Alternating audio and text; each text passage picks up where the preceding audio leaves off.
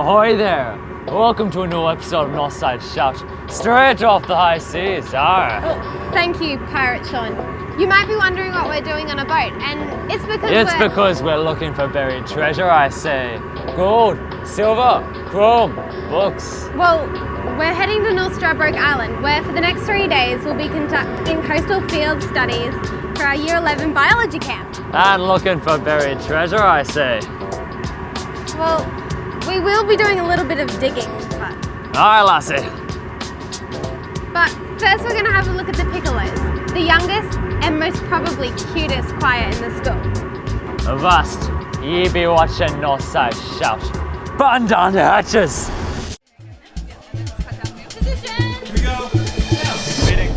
Northside Shout. I'm standing in the soonest school. Today we're here in the library. Any second now. Sandwich toast and Today in the library, it's It has just changed colour. Northside Shout. Got the basketball team playing the grand final. Hi guys, welcome to 7 versus 9. Really tell about that. Right now, I'm standing here in front of the president's Let's go. Northside Shout. Hi, my name's Cicely, this is James, and we're this year's college music captains. We've come here today to take a look at Northside's youngest choir, the Piccolos. In just 6 hours, the Piccolos will be performing at a statewide choir competition called the Queensland Youth Music Awards. Now, we're here to take a peek into their final practice and maybe learn a thing or two along the way. Or 3. Or 4. Yeah, we've got a lot to learn. Well, you've got a lot to learn, not me. Well, Do you know what a piccolo is? I was asking the same thing. Well, you're the music captain. But so are you. One of 4 choirs in the school, the Piccolos are made up of grade 2s, 3s and 4s, led by the very capable Mrs. Chiu. They perform at many events and school concerts throughout the year. What is the key to success in a choir? So sometimes when you sing, make sure you have your back straight, not slouching, otherwise your voice doesn't project. Practice a lot and come to every session. I was wondering if you guys have any secret tips to being a great singer. Well, warm-ups really always help. Mummy made me mash my mini M&Ms on a Monday morning. Ooh. How was that? Was that all right? Yeah. You reckon I could join the Piccolos? Maybe. Well, I hope to instill a love of music in the students, and especially singing. We try to give them as many opportunities as possible to perform. Sometimes when I sing it and I'm sad, it cheers me up. Performing certainly gives them a confidence that they may not get in any other field. Well, the next time we see these guys, they'll be about to perform. We're so excited. We'll see you tonight. Please make welcome the Northside Christian College Piccolos.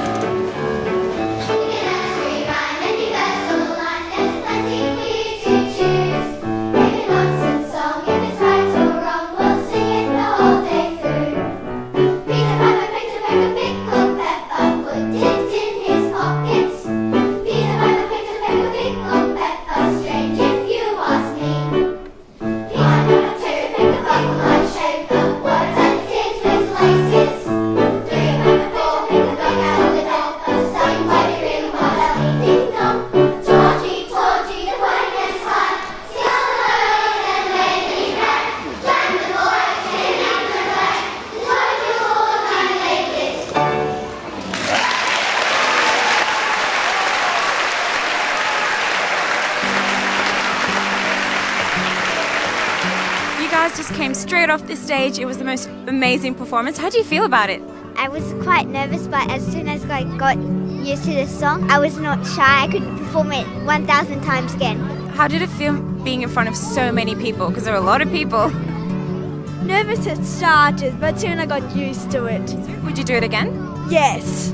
Right now? No. No. Still got those butterflies. Yes. And with that, we went back inside to await the final results. I'm very, very pleased now to announce some awards. And first of all, I'm going to be giving to you the gold, silver and bronze awards. Our silver awards. Indooroopilly State School Mezzo Voices. Redeemer Lutheran College Junior Choir. Moving on to the golds. The Gap Junior Choir. And also to Northside Christian College Piccolos.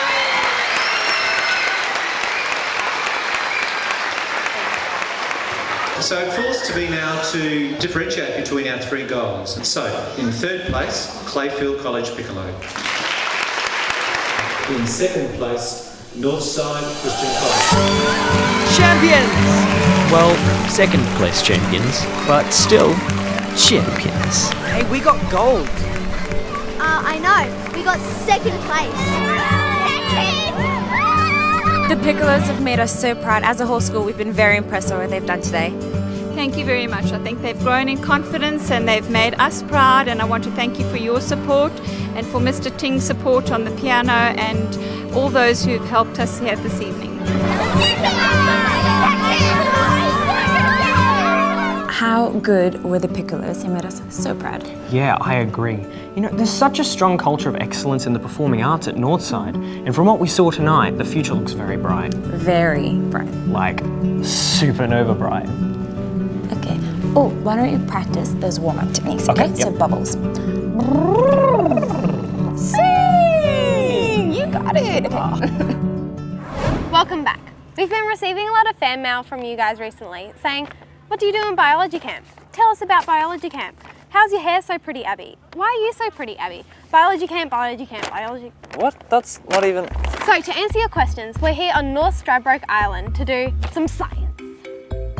Oh, yeah, science. Every year, grade 11 biology students from Northside Christian College spend 3 days studying the unique habitats found on the beautiful North Stradbroke Island. Come with us as we take you through the adventure that is biology camp.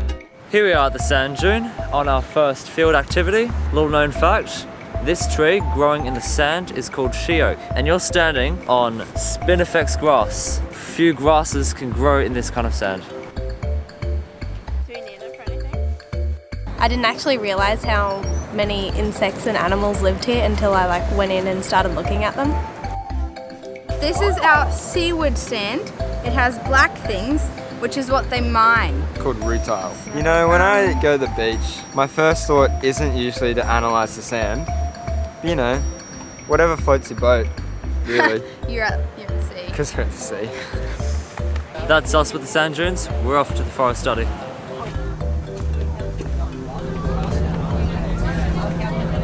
Here we are at study number 2 in the forest at Stradbroke Island. Here we have the banksia, which you can tell by its leaves, how they're all jagged and rough. I've learnt that these things over here are grass trees. They grow 1 centimetre a year. So this guy would be 120 years old. So he's an oldie. I realised that I probably should have listened to Mr. David and worn long pants because my legs have got all scratches on them from the wilderness. I'm sorry, Mr. David, I should have listened to you when you were talking in the meeting. And so, having all learnt our lessons, we return to the camp to recover and get ready for another day of studies. Day 2, slept like a baby last night.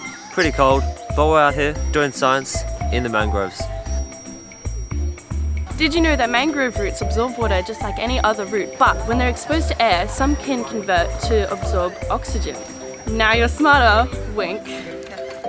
The main thing I guess I've learnt is that you can find out what a mangrove is by looking at its root system. So grey mangroves have these things called pneumatophores, which are like sticking up aerial roots. Large-leafed orange mangroves have sort of knobbly roots, which are like a bit thicker. And then the red mangrove has sort of a stilt sort of root, so it goes above ground. So yeah, that's kind of the way you find out different kinds of mangroves. Fun fact, these stinky trees are actually useful for the nursery of guppies and fish, and they house hermit crabs. Conclusion, hug a mangrove. We're here at the 4th and final study, the mud flats. We're looking in all the crevices of rock to find little organisms. So far we've seen soldier crabs that have been hidden under rocks or just burying themselves into the sand. So we've seen worms, some birds, pet dog. It's probably not meant to be here, but we've seen it anyway. Found a mud crab. JP is really good with handling organisms that live in the sea. Yep. Can pick up anything. I've got these fashionable gumboots on and they're comfy, they're keeping me warm. Whereas Emma over here, she's got wet, soggy sneakers that are doing no good for her feet. You're gonna have prunes at the end of this. I like prunes. That's good. Here we are at Brown Lake where we have to conduct a... Nah, I'm just kidding, we're going swimming.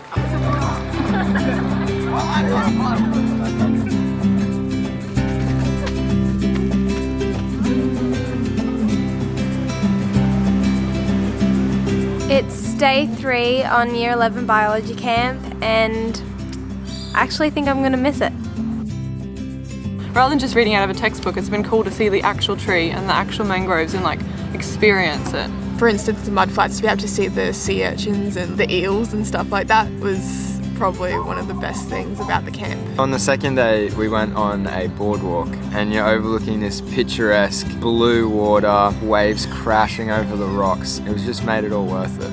I got to see another side of people that I probably would never see at school. The generous side of people, like they would help wash up, and some of them would just go out of their way to make sure everybody had a great time.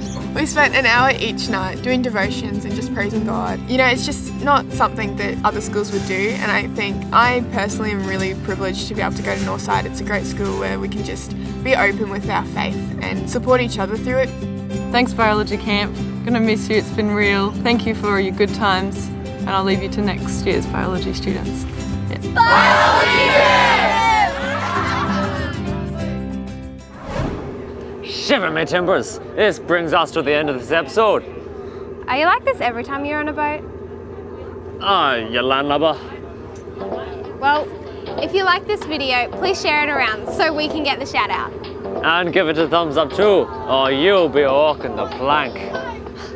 I think what Sean means is like this video, or we'll find a way to take you out. Whoa, hey, I was just being figurative. Arr. Oh, she's crazy. See you next time. Bring gumboots. Yeah, definitely. Because, yes. Yeah, Dear Abby, I think my cat has fleas. What should I do? About to perform on the big stage. I'm excited. Hey, the next time. You should take your cat to the vet and say, "Vet, I think my cat has fleas.